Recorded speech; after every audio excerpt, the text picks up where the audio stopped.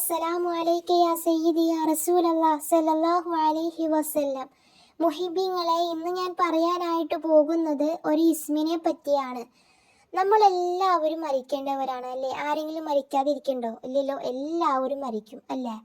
അപ്പം ഖബറിലെ ചോദ്യം ചെയ്യലൊക്കെ ഉണ്ടാവും എന്നൊക്കെ നമുക്കറിയാം അല്ലേ? ഖബറിൽ ശിക്ഷയുണ്ടാകും, മഹ്ശറിൽ അള്ളാഹുവിന് അതിഭയങ്കരമായ ഹിസാബ് ഉണ്ടാകും. അപ്പോൾ അവിടെ നിന്നെല്ലാം രക്ഷപ്പെടാൻ, അദാബിൽ നിന്ന് അല്ലെങ്കിൽ ആ ശിക്ഷയിൽ നിന്ന് രക്ഷപ്പെടാൻ പറ്റിയ ഇസ്മിനെ കുറിച്ചാണ് ഇൻഷാ അല്ലാഹ് ഇന്ന് ഞാൻ പറയാനായിട്ട് പോകുന്നത്.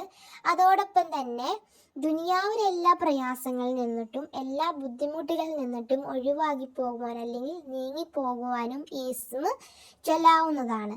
എന്തായാലും നമുക്ക് ആ ഇസ്മ ഏതാണെന്ന് നോക്കാം. അള്ളാഹുവിൻ്റെ പവിത്രമായ 99 നാമങ്ങളിൽ ഒരു നാമമാണ് ഇൻഷാ അല്ലാഹ് എന്ന് ഞാൻ പറയണത്. ആ നാമം യാ മുഹ്സിയു എന്ന ഇസ്മിനെ കുറിച്ചിട്ടാണ് പറയണത്. ഈ ഇസ്മിൻ്റെ അർത്ഥം എന്ന് പറഞ്ഞാൽ എല്ലാ സംഗതികളെയും കണക്കാക്കുന്നവനെ എന്നാണ് ആ ഇസ്മിൻ്റെ അർത്ഥം.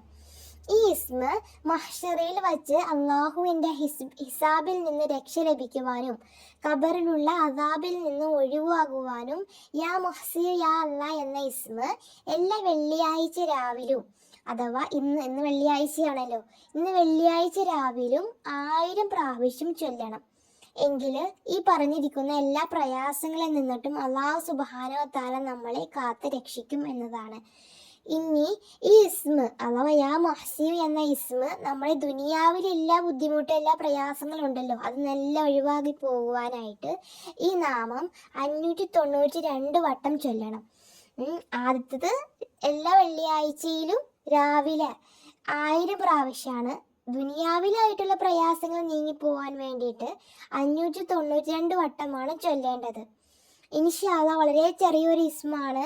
നമുക്ക് അതിൻ്റെ ഉപകാരം അല്ലെങ്കിൽ അതിൻ്റെ മഹത്വം എന്ന് പറയുന്നത് മഹ്ശറ എല്ലാ പ്രയാസങ്ങളിൽ നിന്നിട്ടും ഖബറിലെ ശിക്ഷയിൽ നിന്നിട്ടും ഹിസാബിൽ നിന്നിട്ടൊക്കെ അദാബിൽ നിന്നിട്ടും ഒഴിവാക്കി പോകുവാൻ യാ മുഹ്സി എന്ന ഇസ്മ വെള്ളിയാഴ്ച രാവിലെ 1000 പ്രാവശ്യമാണ് ചൊല്ലേണ്ടത്. ദുനിയാവിലായിട്ടുള്ള പ്രശ്നങ്ങൾ നീങ്ങുവാൻ വേണ്ടിയിട്ട്, ബുദ്ധിമുട്ടുകൾ നീങ്ങാൻ വേണ്ടിയിട്ട് ഈ ഇസ്മ 592 വട്ടമാണ് ചൊല്ലേണ്ടത്.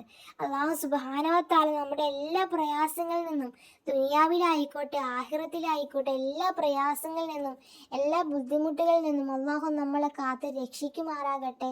ആമീൻ യാ റബ്ബൽ ആലമീൻ. അള്ളാഹു സുബ്ഹാനഹു വ തആലയുടെ ഈ 99 നാമങ്ങളിൽപ്പെട്ട പവിത്രമായ ഒരു നാമമാണ് നാം ഇന്ന് പറഞ്ഞിരിക്കുന്നത്.